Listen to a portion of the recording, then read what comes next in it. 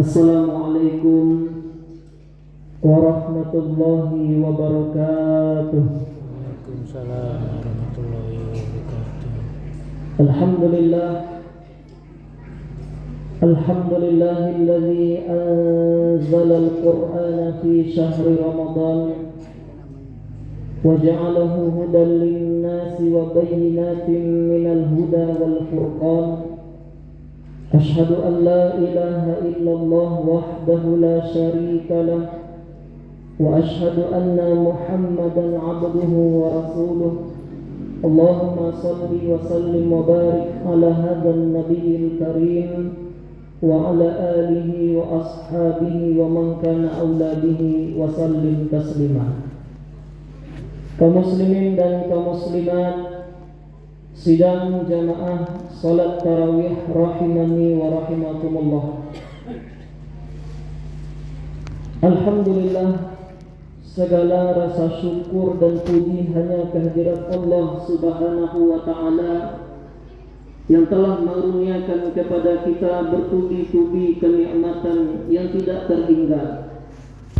Kita bersyukur kehadirat Allah, mudah-mudahan dengan syukur itu Allah Subhanahu wa ta'ala senantiasa menambah nikmat demi nikmat kepada kita hendaknya. Amin amin ya rabbal alamin.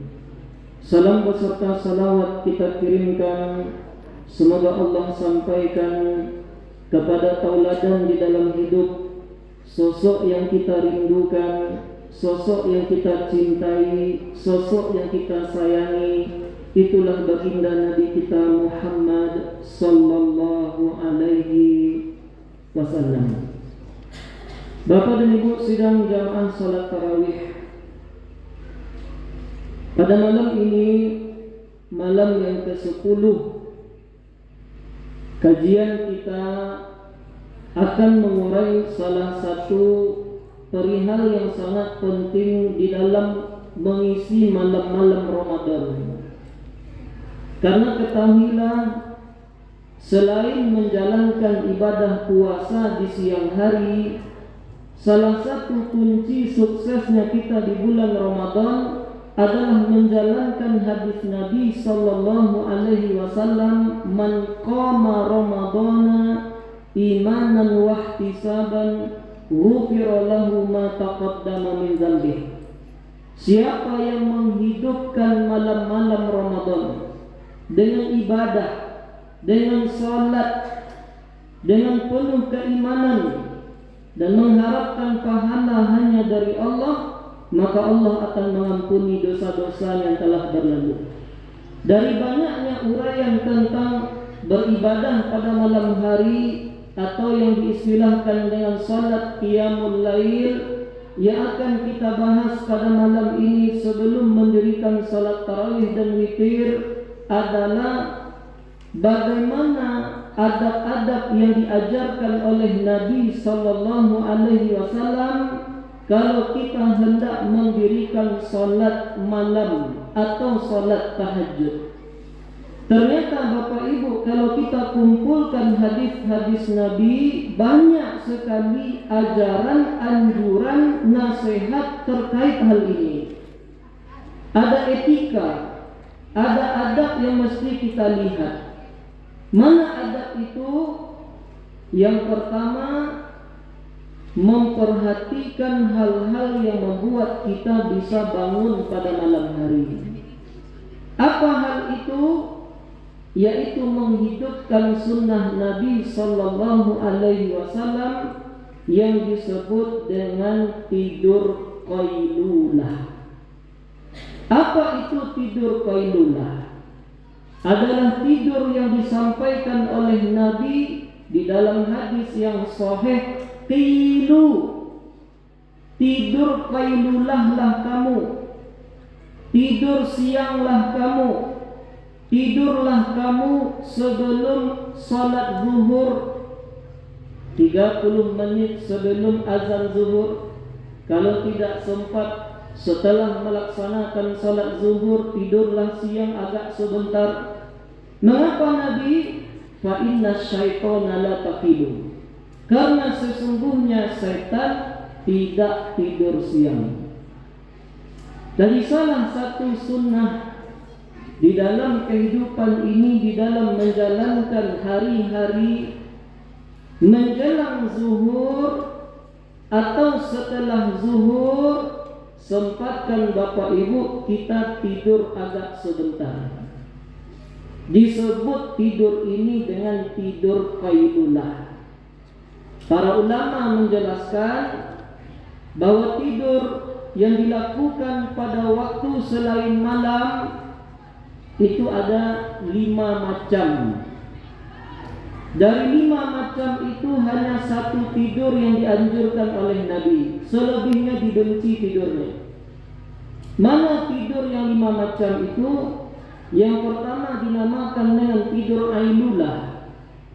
Apa itu tidur ailulah? Tidur setelah salat subuh. Ini dibenci oleh para ulama. Kalau ada Bapak Ibu kita punya kebiasaan selesai salat subuh kemudian kita tidur, itu diistilahkan dengan tidur ailulah. Mengapa? Karena orang yang melakukan itu jauh dari rezeki Allah Subhanahu wa ta'ala.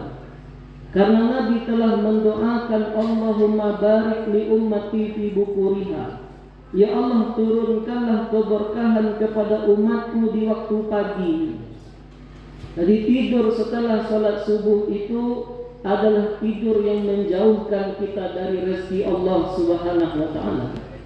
Ada namanya tidur itu tidur failulah. Apa itu tidur failulah? Adalah tidur yang dilakukan di waktu duha. Tidur kita jam 9 pagi, tidur kita jam 10 pagi. Itu kata para ulama adalah tidur yang bisa melemahkan badan. Sedangkan tidur yang ketiga inilah yang dianjurkan oleh Nabi. Apa itu? Tidur qailulah. Tidur yang bisa menguatkan ingatan. Setengah jam menjelang zuhur atau setengah jam setelah salat zuhur, sempatkan tidur siang. Namanya tidur qailulah. Kita lakukan itu, kuat ingatan kita. Makanya anak-anak yang menghafal Al-Quran itu dianjurkan untuk tidur qailulah. Ada pula namanya tidur hailulah. Apa itu tidur hailulah? Adalah tidur yang dilakukan setelah salat asar. Kata para ulama, tidur ini juga tidak disukai. Mengapa? Karena tidur setelah salat asar itu bisa menimbulkan kegilaan. Dan yang terakhir disebut tidur itu dengan tidur ghailulah. Apa itu tidur ghailulah? Tidur sebelum maghrib atau setelah sholat maghrib. Ini tidur juga dibenci oleh para ulama. Jadi Bapak Ibu, di dalam kehidupan ini kita ketahui ternyata Nabi SAW dalam satu hari itu 3 kali beliau tidur. Jadi dari 24 jam itu Nabi kita tuh Pak 3 kali tidurnya. Yang pertama setelah sholat Isya. Selesai Nabi dari sholat sunnah ba'diyah Isya, itu Nabi akan langsung tidur. Ini di luar Ramadan. Nabi tidak suka begadang. Nabi tidak suka bercakap-cakap setelah sholat Isya. Nabi akan langsung tidur. Kemudian Nabi akan bangun pada malam hari untuk sholat tahajud. Kemudian selesai dari salat tahajud dan witir, tersisa 1/6 malam sebelum azan subuh, Nabi akan tidur lagi agak sebentar. Kemudian Nabi tidur yang ketiga pada siang hari disebut dengan tidur qailulah. Jadi Nabi itu Pak tidur beliau 3 kali dalam sehari. Tapi tidur Nabi itu sebentar. Kalau kita Bu, kebalikannya Pak. Kalau tidur Nabi sebentar, kalau sebentar tidur ya. Tidur Pak. Kalau Nabi itu lalunya sebentar, kalau sebentar lalu. Sudah makan dan begitu ada lalu ya Bu. Jadi itu yang pertama Pak. Sunnah yang harus kita hidupkan itu yang dianjurkan oleh Nabi, sempatkan tidur siang Pak. Namanya tidur qailulah. Apalagi adab untuk menghadapi salat tahajud pada malam hari, usahakan sebelum tidur itu kita berwuduk terlebih dahulu. Kata Nabi SAW di dalam hadis riwayat Imam At-Tabrani, "Tahhiru hadhil ajsad." Sukalah kamu berwuduk. Tahharakumullah. Niscaya Allah akan mensucikan diri. Dengan berwuduk itu Allah akan hapuskan kesalahan-kesalahanmu. Dan Nabi lanjutkan sabda beliau, "Fa innahu laisa 'abdun yabitu tahiran." Karena tidaklah seorang hamba tidur dalam keadaan berwuduk, illa ma'ahu malakun fi syi'arihi, kecuali Allah utus malaikat yang akan berdiri di kepalanya. La yanqalibu sa'atun minal lail, tidaklah dia bergerak ketika tidur. Manggalesong masuk itu manggagie, kadang ke kanan, kadang ke kiri, dalam tidur tak teraso Bapak Ibu.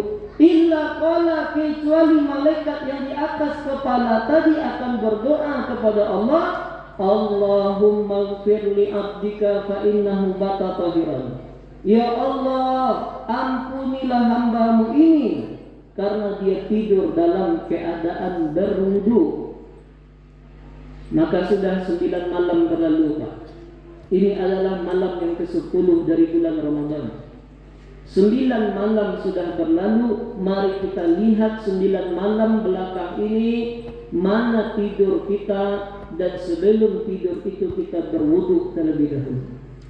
Kami yakin Bapak Ibu, kita punya kebiasaan masing-masing gosok gigi, Pak. Kalau gosok gigi itu, membersihkan gigi sebelum tidur, kami yakin tidak tinggal oleh kita. Yakin. Karena dokter gigi menyampaikan kalau tidak gosok gigi itu bisa berlubang gigi, bisa ini, bisa itu, bisa sakit gigi dan semacamnya. Itu saran dokter gigi, Pak. Sekarang ada saran dari yang paling kita cintai, Nabi kita Muhammad SAW menganjurkan kepada kita, wuduklah sebelum tidur, kata Nabi. Kalau engkau berwuduk sebelum tidur, Allah utus malaikat yang akan mendoakanmu. Tidaklah bergerak kita di dalam tidur, kecuali malaikat itu akan berdoa kepada Allah, meminta agar kita diampuni oleh Allah. Tidak rugi, Pak. Maka malam ini, seandainya 9 malam belakangan ini belum tidur kita dalam keadaan berwuduk, malam sekarang Bapak Ibu, sebelum berwuduk, sebelum tidur, ambillah air wuduk terlebih dahulu. Di antara adab menghadapi salat tahajud, kalau kita tidak yakin akan bangun pada malam hari, maka lakukanlah witir sebelum tidur. Disampaikan oleh Nabi SAW, ayyukum khafa an la yakuma minal laili falyutir thumma yarqud. Siapapun di antara kalian, kata Nabi, yang tidak yakin, yang takut kalau dia tidak akan bangun pada malam hari, maka hendaklah dia lakukan salat witir sebelum tidurnya. Wa man wafiqa ayyakuma minal laili falyutir min akhiri. Tapi siapa yang yakin bahwa dia akan bangun pada malam hari, maka hendaklah dia jadikan witirnya sebagai penutup salat malamnya. Jadi dari sini kita mengetahui bahwa kita diberikan pilihan oleh Nabi dalam mendirikan salat witir. Apa itu? Kalau kita tidak yakin akan bangun malam, witir dulu sebelum tidur. Kalau kita yakin akan bangun pada malam hari, jadikan witir sebagai penutup salat kita. Sekarang kita di dalam bulan Ramadan, kita sudah witir sebelum kita pulang. Seandainya nanti Bapak Ibu kita bangun pada malam hari, bolehkah kita salat tahajud? Taruhlah sebelum sahur bangun kita, kemudian kita ambil air wuduk, lalu kita ingin salat tahajud agak 2 rakaat, bolehkah? Boleh saja. Tapi tidak ditutup lagi dengan witir, karena kita sudah witir sebelum tidur. Tidak boleh ada 2 witir dalam satu malam. Yang boleh kita memilih witir sebelum tidur, silakan. Kalau tidak witir sebelum tidur, yakin kita akan bangun pada malam hari, jadikan witir sebagai penutup salat malam. Ini adab yang ketiga. Adab yang keempat adalah berzikir sebelum tidur. Banyak zikir yang diajarkan oleh Nabi. Disampaikan oleh Hudzaifah bin Al-Yaman, Kana Nabi sallallahu alaihi wasallam idza arada an yanama qala, adalah baginda Rasul kalau beliau sebelum tidur itu berdoa. Apa doa sebelum tidur, Bu? Apa, Bu? Bismikallahumma apa, Pak? Bismikallahumma amutu wa ahya. Bismikallahumma amutu wa ahya. Tabadia betul, Pak. Tabadia adalah Assalamualaikum, Pak. Bismikallahumma amutu dulu baru wa ahya. Sesuai maknanya. Dengan menyebut namamu ya Allah, amutu, engkau mematikan aku, engkau membuatku tidur, karena tidur itu akhul maut, saudaranya kematian, kata Nabi. Wa ahya, dan dengan namamu ya Allah, engkau bangunkan lagi. Jadi doa sebelum tidur itu Bapak Ibu, Bismikallahumma amutu wa ahya. Di antara zikir yang diajarkan oleh Nabi, disampaikan oleh ibunda kita Aisyah, karena Rasulullah idza awa ila firashihi jama'a kaffaihi. Nabi itu kalau sudah berada di atas tempat tidur, itu Nabi mengumpulkan kedua tangannya. Summa nafakha fihima. Kemudian Nabi akan menghembuskan nafas di sana. Kata Nabi. Summa qara'a fihima. Kemudian Nabi bacakan kedua telapak tangan Nabi itu 3 surat terakhir di dalam Al-Quran. Nabi bacakan surat Al-Ikhlas, kemudian surah Al-Falaq, kemudian surah An-Nas, kemudian summa masaha bihima mastata'a min jasadihi. Fabada'a bihima min ra'sihi summa wajhihi summa mastata'a min jasadihi yaf'alu dzalika 3 marrat. Kemudian setelah Nabi baca 3 surat terakhir itu, Nabi usapkan telapak tangan itu ke tubuh beliau, dimulai dari kepala, kemudian wajah, kemudian yang dekat dari tangan, hingga kemudian ke seluruh tubuh beliau. Dan dilakukan oleh Nabi sebanyak 3 kali. Jadi sebelum tidur Bapak Ibu, Nabi mengajarkan kita untuk meruqyah diri kita sendiri. Karena tidak semua orang senang dengan kita. Apalagi di Pariaman baru-baru ini ya Pak, ada tahu Bu, di Pariaman Bu, terjadi pembunuhan Bu, ibu dan anak dibunuh Bu, baru-baru ini Pak. Ada pula seminggu yang lewat di Pariaman Pak, seorang istri ingin umroh Bu, dilarang oleh suaminya, cekcok Bu. Dan suami ini dibunuh istrinya Bu. Setelah dibunuh datang penyesalan Bu. Bunuh diri suaminya di Pariaman Pak, padang Pariaman Pak. Di Bukit Tinggi Bu, tertangkap CCTV. Ruko, entah ruko orang atau ruko apa, ada ibu-ibu nih, disebarkannya air sana Pak. Main dukun Pak. Tidak semua orang senang dengan kita Pak. Tidak semua orang senang dengan kita Bu. Maka ruqyahlah diri kita sendiri. Bagaimana ruqyah diri kita sendiri? Itulah yang diajar oleh Nabi. Sebelum tidur baca 3 surat terakhir, kemudian usapkan itu ke seluruh tubuh kita.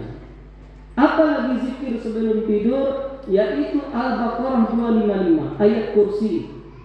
Siapa yang membaca itu, Allah akan jaga dia sampai datangnya waktu subuh. Setan tidak akan bisa mendatangkan keburukan kepadanya.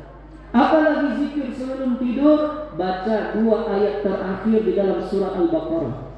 Amanar Rasulu dan ayat la yukallifullahu nafsan illa wus'aha. Ini adab keempat. Adab yang kelima disampaikan oleh ibunda kita Aisyah. Kata Nabi, adalah setan itu, idza nama ahadukum, adalah setan itu kalau kalian tidur, yaqidu syaitanu ala qafiyati ra'si ahadikum idza huwa nama salasa uqad. Setan akan buat 3 ikatan di atas kepala kalian. Jadi kerja setan itu Pak, kalau kita sudah tidur, dia akan buat 3 ikatan di kepala kita. Qafiyah, di qafiyah ini bahasa Arab nih Pak.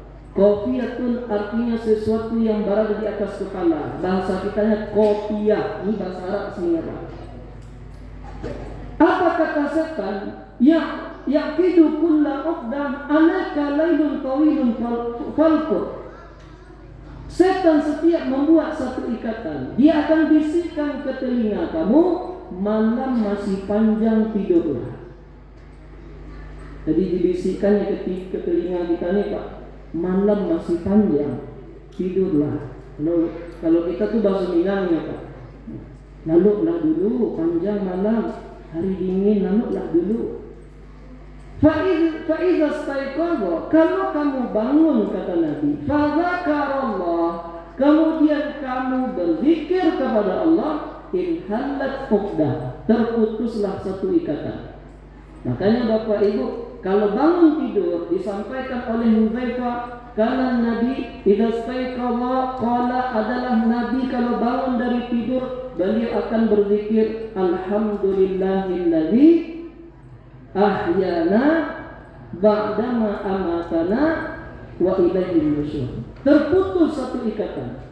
Wa in tawadda'a in halat uqdah, kalau kita sambung dengan wudu setelahnya, terputus ikatan yang kedua. Wa in shalla in halat uqdah, kalau kamu sambung dengan salat, terputus ikatan yang ketiga. Fa asbaha nasyitan thayyiban nafsi, kalau kamu lakukan 3 amalan tadi, kalau kamu bangun kata Nabi, maka kamu pagi harinya akan menjadi pribadi yang bersemangat. Wa illa khabithan nafsi kaslan, tapi kalau tidak begitu, kamu di hari itu akan malas-malasan. Jadi kalau ada di antara kita berkomentar kepada dirinya sendiri, daripada malih banalah sehari wah itu kita. Periksa Bu, kita bangun tadi itu ada enggak kita lakukan yang disampaikan oleh Nabi? Ada enggak kita berzikir setelah bangun tidur? Ada enggak kita lanjutkan dengan wudu? Ada enggak kita lanjutkan dengan salat? Kalau jawabannya tidak, berarti masih ada ikatan setan itu melekat di atas kepala kita. Di antara adab Bapak Ibu terkait salat malam adalah membangunkan pasangan untuk tahajud. Disampaikan oleh Nabi di dalam hadis yang sahih riwayat Imam Abu Dawud, rahimallahu rajulan, semoga Allah mencurahkan kasih sayangnya kepada seorang suami, qama minal laili, dia bangun pada malam hari, fasalla wa aiqadha imra'atahu, kemudian dia ketika hendak mendirikan salat, pergi dia kepada istrinya, kemudian dia bangunkan istrinya, bangun fa'in abad, kalau istrinya ini enggan untuk bangun, nadhaha fi wajhihal ma, diambil oleh suami ini air, kemudian dia percikkan ke wajah istrinya.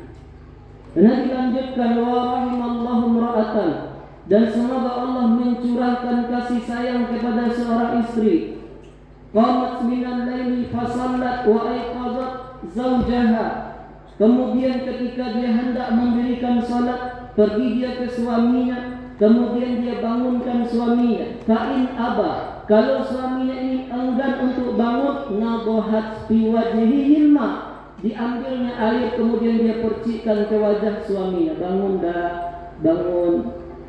Tapi percikannya Bu, jangan saya begadang tu Pak. Tadi itu anjuran Nabi itu. Yo lah payah dah ibu ko jago sa. Dia tak sembe aku dah terus. Tu berang semua itu. Tapi yang jomblo sabar sih dulu Pak. Untuk yang berpasangan nanti semua Pak. Jadi Bapak Ibu bangunkan pasangan kalau kita hendak mendirikan salat tahajud. Dan ketahuilah insyaallah sebentar lagi Bapak Ibu tak akan lama-lama kajian ini. Apalagi ada, ketahuilah Bapak Ibu, terkadang kita ingin mendirikan salat tahajud ini lama Pak. Tapi masalahnya adalah seringkali kita ini tidak pede untuk lama karena kita ini tidak banyak menghafal Quran.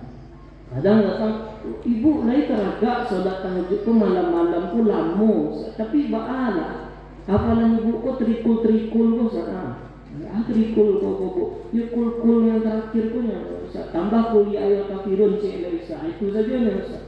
Maka di dalam salat malam itu kita dibolehkan melihat Al-Quran.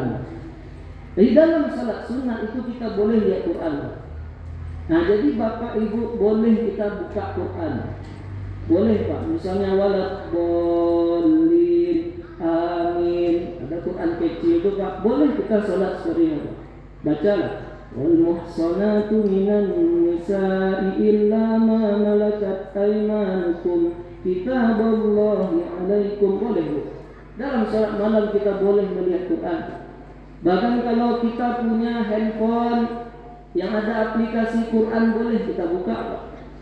Waladhdallin, amin. Buka. Tapi buka dulu aplikasinya sebelum salat. Nah, lihat alif lam mim. Zalikal kitabul la raiba fihi hudan lil muttaqin. Sampai berapa kita mau baca Bu? Silakan. Selesai baca, taruh lagi. Kemudian kita ruku. Allahu Akbar. Boleh Pak. Itu hanya dibolehkan dalam sholat sunnah. Tapi kalau pakai HP hati-hati. Ibu jangan sempat lo balik-balik. Boleh ada yang kamu salat. Ya, aku harus datang jadi. Yang betul tak betul. Tapi boleh Pak. Kita boleh, makanya kalau bapak ibu bukan nanti jam-jam 2, jam 1 kalau masih bangun, taragaklah mencari sholat kurang tarawih di Masjidil Haram. Ibu buka nanti Mekah tuh Bu, itu ibu akan nanti lihat ada jamaah tuh. Kalau imam Mekah tuh pasti sudah habis 30 juz tuh. Tapi nanti ada jamaah di samping seperti dia Bu. Nah, dimanapun nanti ada kamera yang akan menyorotnya. Hadis seperti ini Pak. Karena boleh Bu, kita boleh melihat Quran ini. Ketika kita tidak menghafalnya, kita boleh gunakan Quran setelah membaca Al-Fatihah di dalam salat. Boleh Bu. Saran kami Pak, ada tempat taruh Quran itu kalau biasanya dipakai oleh penyanyi Pak. Yang penyanyi itu yang warna hitam tuh Pak, stand tuh, ayo beli tuh Bu. Tapi dakwah nanti nyanyi dakwah Bu. Tapi waktu beli nanti Quran besar Bu, taruh itu Bu di depan kita, taruh itu. Nah kita waladhdallin, amin, baca. Maka nabi nabiyyin ayyakuna lahu asra, boleh di dalam salat malam begitu. Apalagi etika dalam mendirikan salat malam, 2 lagi insyaallah Pak, tidak lama lagi insyaallah.